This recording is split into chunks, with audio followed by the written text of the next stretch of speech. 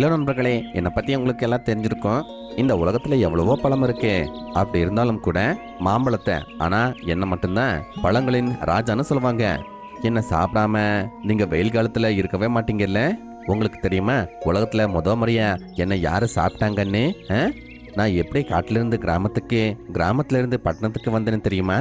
தெரியாதுன்னா இந்த கதையை நீங்கள் பாருங்க. ரொம்ப காலத்துக்கு முன்னாடி ஊர்லயும் காட்டுலயும் ஒரு பெரிய மகம்மாரி வந்திருந்தது. இது எந்த மாதிரியான வியாதி, இதுக்கு எந்த மாதிரி ட்ரீட்மெண்ட் கொடுக்கணும்னு யாருக்கும் தெரியாது. இது மனுஷனுங்களுக்கு மட்டும் இல்லாம விலங்குகளுக்கு கூட வந்திருந்தது. சோட்டுமானு, நீ என்னோட சகோதர லம்கிய பாத்தியா? நான் அவனை அந்த குளத்து பக்கத்தில் உட்காந்துருக்கும் போது பார்த்தேன். ஆனால் அவனுக்கு என்னமோ ஆயிடுச்சு.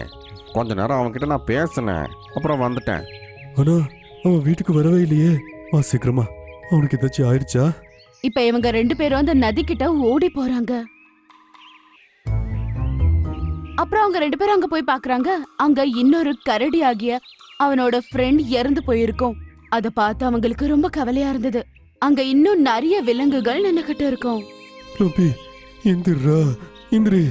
அப்படின்னு சொல்லி மோண்டு பாவம் ரொம்பவே ஜோரா அழறான். மோண்டே கரடி பாரு, லம்பி கரடிக்கு கை கால் எல்லாம் நீளமா ஆயிருக்கேன். அப்படின்னா இவன் அந்த நோயாலத்தான் செத்து இருக்கான். நாம தேடிக்கிட்டே இருந்த அந்த நோய் தான். அப்புறம் எல்லா விலங்குகளும் ஆகாயத்தை பார்த்து அழுதுகிட்டே இப்படின்னு வேண்டிக்குதுங்க. அட கடவுளே, நாங்க விலங்குகள், நாங்க யாருக்குமே எந்த கெடுதலும் யோசிக்கிறது இல்ல. ஆனா எங்களுக்கு மட்டும் இந்த கஷ்டம் எதுக்காக? இந்த மகம்மாரி இந்த காட்டுல இருந்து எப்படியாவது மாயமாயிடணும். மறுபடியும் இந்த மகம்மாரியால யாருமே சாக கூடாது. நீயே ஆசீர்வாதம் பண்ணணும்பா. நீயே கண்ணை திறந்து பாருப்பா. ஹே கடவுளே, விலங்குகளாகிய நாங்க யாருக்குமே அநியாயம் பண்ண மாட்டோம். நாங்க எதுக்காக கஷ்டத்தை அனுபவிக்கணும்? தயவு செய்து எங்களுக்கு உதவி பண்ணப்பா கடவுளே. இந்த மகாமாரி காட்டை விட்டு போயிடணும். இந்த காட்டுல இருக்கிறவங்க யாருமே இதனால சாக கூடாது. அவங்க அப்படி சொன்ன உடனே இடி, மழை, மின்னலோட மழை வர ஆரம்பிக்குது. அதுக்கப்புறம் எல்லா விலங்குகளும் அந்த மழையில இருந்து அவங்கள காப்பாத்திக்கிறதுக்காக அங்க இருந்து ஓடிடுறாங்க. ஆகாயத்திலிருந்து ஒரு விதை பூமி மேல வந்து விழுது. பூமி ரொம்ப ஈரமா இருந்ததால விதை கீழே விழுந்த அடையாளமே இல்லாம அந்த விதை பூமிக்குள்ள முழுசா போயிடுது.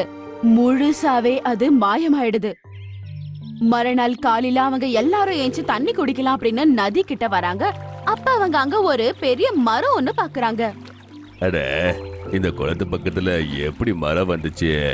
அது ஒரே நாள்ல? அது அவங்களுக்கு ரொம்ப புதுசா இருந்தது. அப்புறம் அந்த மரத்துல மாங்காய் வேற விட்டு இருக்கும். அத பார்த்து அவங்களுக்கு ஆச்சரியமா இருக்கும். ஓடு, நீ பாத்தியோ? அந்த பழம் ஒரே வாட்டி முளைச்சு பெருசாயிடுச்சு. இது அற்புதமா தோணுது. ரொம்ப வலிக்குதே. இப்ப அங்க எல்லாரோட கவனமும் அங்க இருந்த ஓடிட்டு வந்துட்டு இருந்த சோட்டு மேலதான் இருந்தது. அவனோட கையே முகமெல்லாம் ப்ளூவா மாறிந்திருது. என்னாச்சு சோட்டு, உனக்கு என்னாச்சு? என்ன வயிறு வலிக்குதோ? இல்ல, கை காலெல்லாம் பாருங்க. எல்லாரும் பாக்குறாங்க. அதோட கையே காலு எல்லாமே ப்ளூ கலரா மாறி போயிருக்கும். அட சோட்டு, உனக்கு கூட அந்த பெரிய நோய் வந்துருச்சு போல. நான் இப்போ செத்துருவேன் போலயே. நான் போயிட்டு வரேன் நண்பர்களா. அப்படின்னு சொல்லி சோட்டு கீழே விழுந்துடுறான். அதுக்கப்புறம் வேகமா மூச்சிட ஆரம்பிக்கிறான். ஐயோ கடவுளே, சோட்டு சாகுது, எங்களால பார்க்க முடியல. எங்களுக்கு உதவி பண்ணுங்க. அப்ப அவங்களுக்கு ஒரு சத்தம் கேக்குது. அன்பான விலங்குகளா, உங்க கஷ்டத்தை கடவுள் கேட்டுட்டாங்க. அதுக்குதான் என்ன இங்க முளைக்க வச்சாங்க. ஓடு, நீ ஒரு மரமா இருந்து எப்படி பேசுற? இந்த நோயால விலங்கு மட்டுமில்ல, மனுஷங்களுக்கு கஷ்டமா இருக்கு. மனுஷங்க அவங்க பண்ண தப்புக்கு இது தண்டனை. ஆனா நீங்க விலங்குங்க எந்த தப்பும் பண்ணதில்ல. அதுக்குதான் கடவுள் என்ன அமுச்சு வச்சாங்க.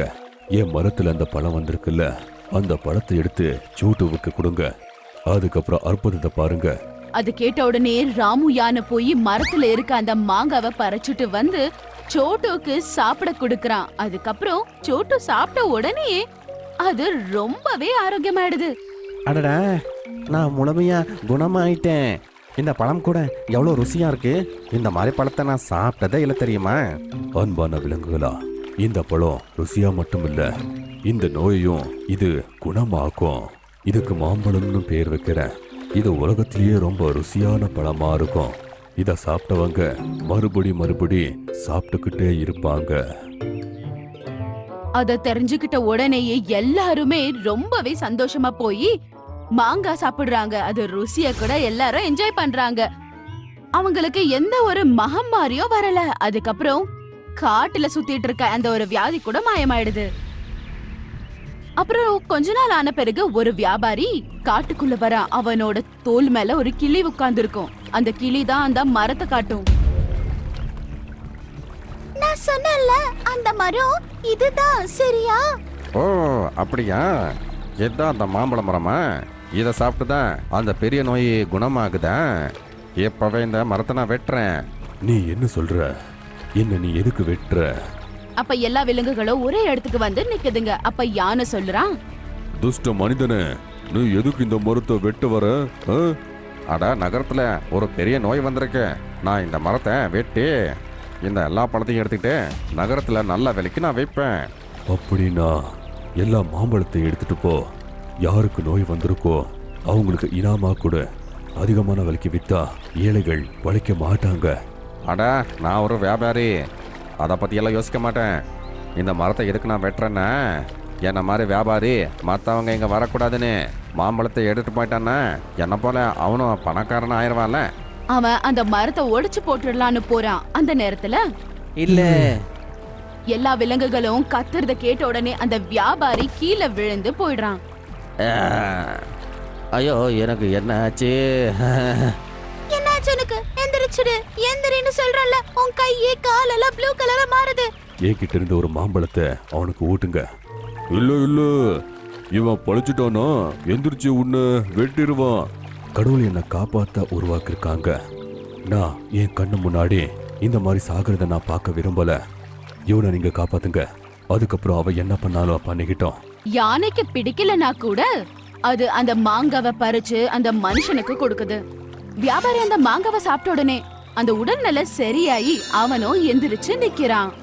ரொம்ப நன்றி விலங்குகளா. மரமே, நான் எவ்வளோ பெரிய தப்பு பண்ண பார்த்துட்டேன். நான் எந்த மரத்தை வெட்ட போனேனோ அதான் இப்போ என் உயிரையே காப்பாத்திருக்கு. நீங்கள் எல்லாரும் என்ன மன்னிச்சிருங்க. நான் இப்போ இங்கிருந்து போயிடுறேன். இல்ல, இப்படி நீ போக முடியாது. நீ பொழைச்சிட்ட. மீதி இருக்கிற மனுஷங்களை எப்படி காப்பாத்துவ? ஏன் மாம்பழத்தை எடுத்துட்டு போ. இதை நோய்பற்றவங்களுக்கு கொடுத்ததுக்கு அப்புறம் இந்த மாங்குட்டிய மண்ணில் புதிச்சுவே. அடுத்த நாள் அங்க ஒரு மரம் வரும். இப்படி நகரத்திலையும் கிராமத்திலையும் மாமரம் வரும். இந்த பிரச்சனையும் முழுமையாயிரும். அதை தெரிஞ்சுக்கிட்ட அந்த வியாபாரி மாங்காய் பழத்தை பறிச்சுட்டு அங்கிருந்து அவரு கிளம்பிடுறாரு. இப்படிதான் அந்த வியாபாரி என்ன நகரத்துக்கு கூட்டிட்டு வந்தான். அதுக்கப்புறம் என்னோட மாங்கொட்டையால மரங்கள் வளர்ந்துச்சு. இப்படியே போய் அந்த நோய் இந்த உலகத்தை விட்டு ஓடி போயிடுச்சு. நான் பழத்தின் ராஜாவாயிட்டேன். நண்பர்களே, உங்களுக்கு என்னோட கதை எப்படி இருந்துச்சு அதை நீங்க கமெண்ட்ல சொல்லலாம். அது மட்டுமல்ல, என்ன சாப்பிட உங்களுக்கு பிடிக்குமா?